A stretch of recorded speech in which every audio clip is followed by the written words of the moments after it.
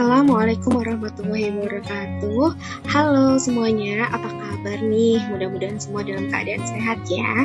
Pada kesempatan kali ini kita akan belajar tentang sumber daya alam dan pemanfaatannya, yaitu tepatnya di tema 4, subtema 3, kelas 4. Nah, dengan saya sendiri, Nurul Diana Rasida, dan dosen pengampu Ibu Sulistiani Putri Ramadhani. Yang pertama kali akan kita bahas yaitu adalah tentang hubungan sumber daya alam dengan lingkungan, teknologi, dan masyarakat. Nah, apa sih hubungan dari ketiga hal tersebut? Yaitu sumber daya alam berupa kumpulan beraneka ragam makhluk hidup maupun benda tak hidup yang dapat dimanfaatkan untuk keperluan hidup manusia. Nah, sedangkan pemanfaatannya dalam ilmu pengetahuan alam dan teknologi yaitu antara lain bagaimana nih cara penggunaan teknologi yang tepat dan ekonomis agar hasilnya sesuai dengan yang diharapkan dan tidak mengganggu lingkungan.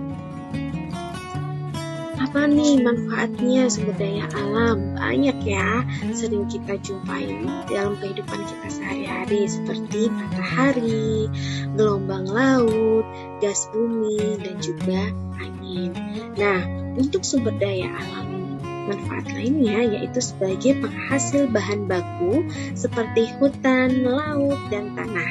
Nah, kemudian manfaat berikutnya adalah untuk kenyamanan seperti udara bersih dan pemandangan alam.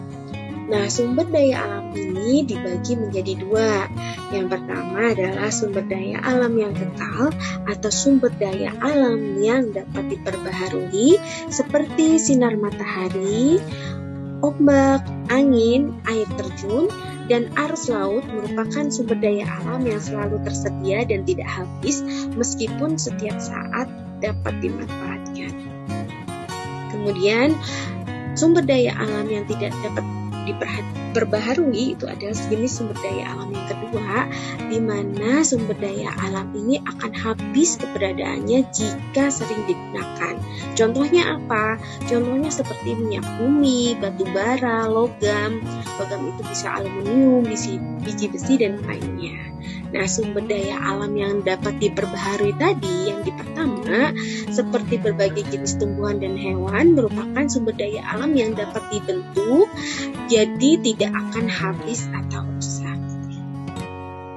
Kemudian untuk sumber daya alam hayati, itu meliputi berbagai makhluk hidup seperti hewan, tumbuhan, berbagai mikroorganisme lainnya.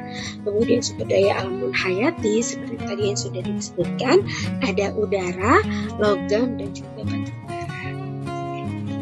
Apa sih nih dampak dan upaya pelestarian lingkungan untuk sumber daya alam itu sendiri? Dampaknya ketika kita melakukan kualitas atau melebihi batas pengambilan sumber daya alam, maka yang terjadi adalah satu, banjir, kemudian pasir dari letusan gunung berapi, kemudian banyaknya bangunan sehingga habitat organisme itu akan hilang. Nah, untuk yang kedua, penggunaan lahan yang terlalu sering ini bisa berakibat erosi atau zat haranya kosong.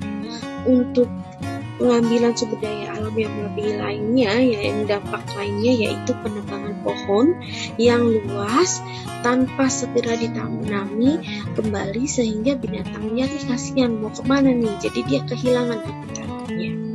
Nah, upaya apa supaya pelestarian lingkungan alam ini tetap terjaga?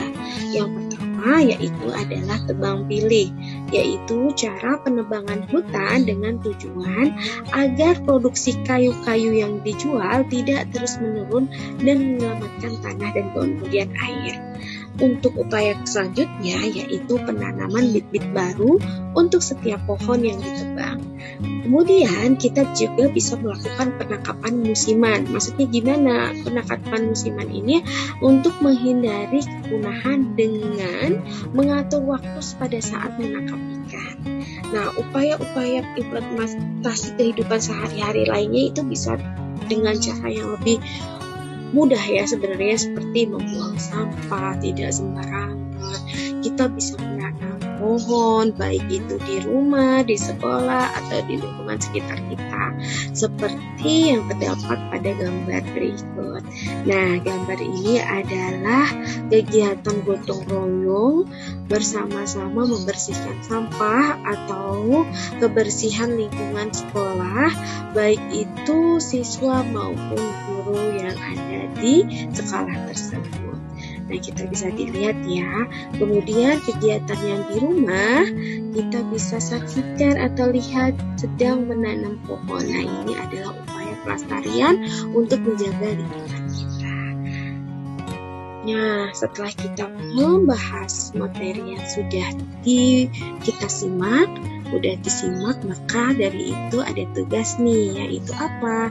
Membuat rencana kegiatan dalam rangka menjaga sumber daya alam. Nah, nanti kalian semua membuat schedule apa sih yang kalian lakukan nanti dalam menjaga sumber daya alam. Nah, nanti tugas tersebut dibuat kolase dengan gambar, kemudian dikirimkan melalui Google Classroom. Nah, demikianlah materi yang saya sampaikan. Mudah-mudahan bermanfaat untuk kita semua. Mohon maaf apabila ada kesalahan. See you, thank you. Wassalamualaikum warahmatullahi wabarakatuh.